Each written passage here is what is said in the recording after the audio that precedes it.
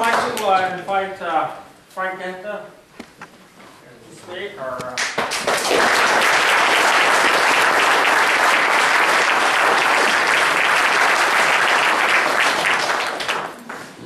Well, good evening, everybody. How are you doing?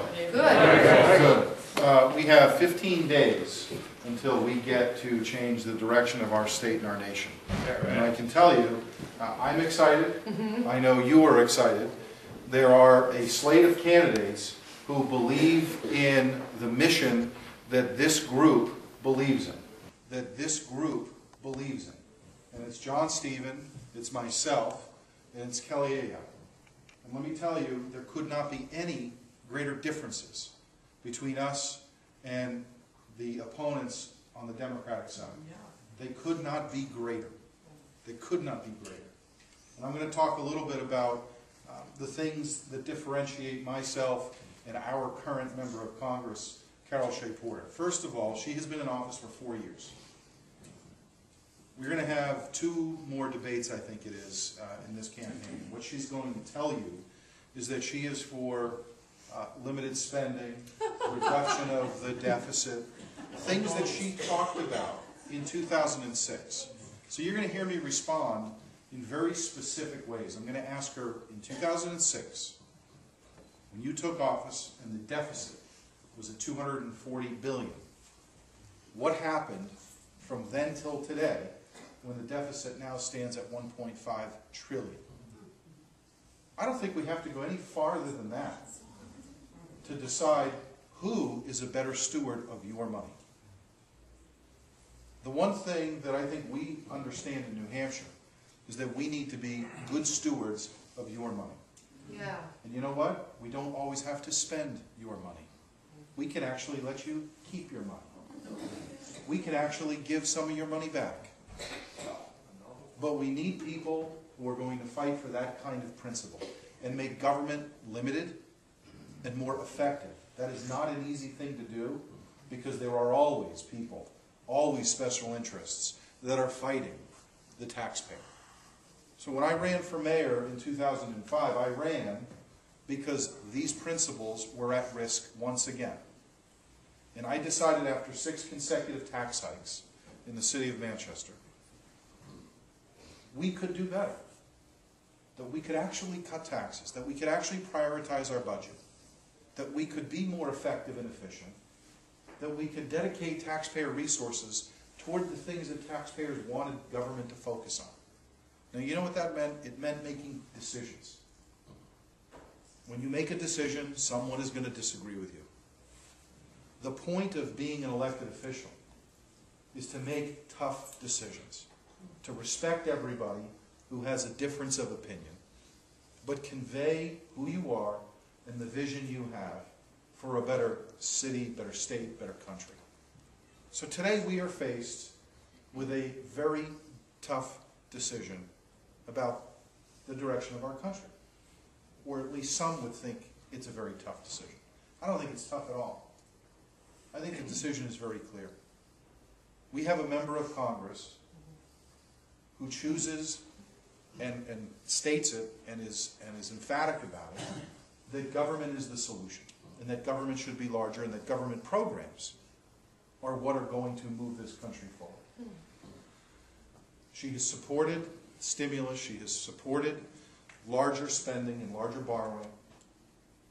She has supported card check, cap and trade, things that I think are out of step, out of touch with New Hampshire residents.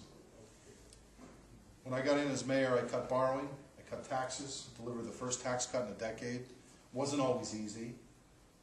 Sure, there are some people who don't agree with the fact I wanted to cut taxes. But I got reelected because I did what I said I was going to do. People appreciated having someone who was an advocate for the taxpayer again. And one of the greatest moments, I think, that I had as mayor was when we were able to not only get a spending cap on the ballot, but it passed. When the voters of the city decided that they wanted to reduce spending, and they wanted to cap spending, and they wanted to have greater accountability of their elected officials.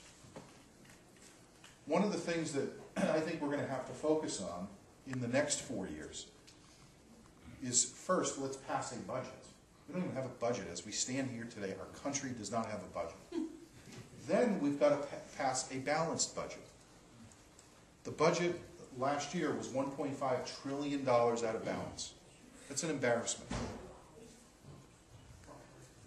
And then, once we pass a balanced budget, and once we begin the path of reducing spending, anything excess that we have needs to go toward paying the long-term debt, which right now stands at about $13.6 trillion. And that doesn't consider the unfunded liabilities that we have as a nation. This is going to be, I think, a momentous occasion for our country. If we do the right thing in November and elect people who are going to do the right thing, but then we have a responsibility to hold each and every office holder accountable, to do what they say they're going to do.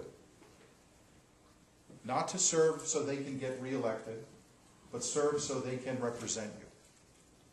I'm running to be a U.S. representative. That means listening to each and every one of you. Now, I will say we won't always agree on everything.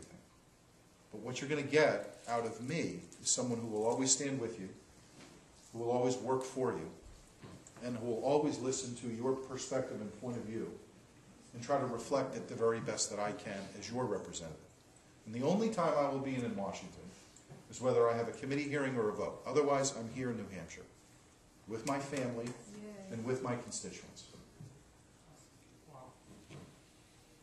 We need to change the culture in Washington, which means there will be moments when I, as a Republican, will not agree with the Republican leadership. And I think New Hampshire demands that kind of independence and accountability.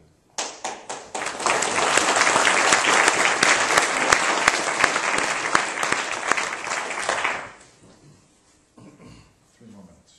Okay, 3 more minutes. I'll be quick.